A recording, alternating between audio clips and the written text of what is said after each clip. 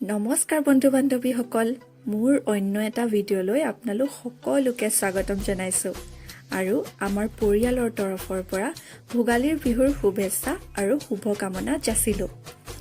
আজি হৈছে উৰুকা আৰু উৰুকাৰ নিশাটোত আপোনালোকে বাৰু ভোজ খায়নে? আমি কিন্তু খাওঁ। প্ৰত্যেক বছৰে আমি একেলগে ওচৰ চুবুৰীয়া মিলি ভোজ খাওঁ আৰু তাৰে আজি এই ভোজৰ আৰম্ভণি পিঠাৰে কৰিম আৰু আপোনালোকে ইতিমধ্যে দেখিছে মই পিঠা বনাবলৈ চেষ্টা কৰি আছোঁ মাৰ পৰা শিকি বলকচোন আজি আৰু কি কৰোঁ, কিনো খাওঁ, কি বনাওঁ, কেনেকৈ আমি ফূৰ্তি কৰোঁ সকলোকে দেখুৱাম। বলক চাই গৈ থাকক ভিডিঅ'টো।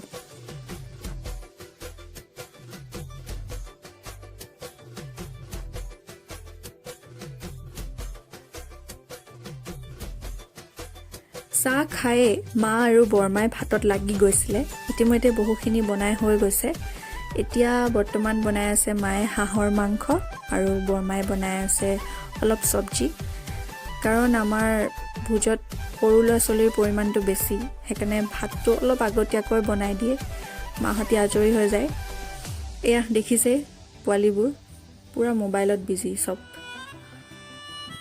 এইফালে আমাৰ অপু দাদাৰ স্পেচিয়েল ডিছ চুঙাত দিয়া তিলৰ মাংস। বহুত বেছি ভাল লাগে এইটো খাই।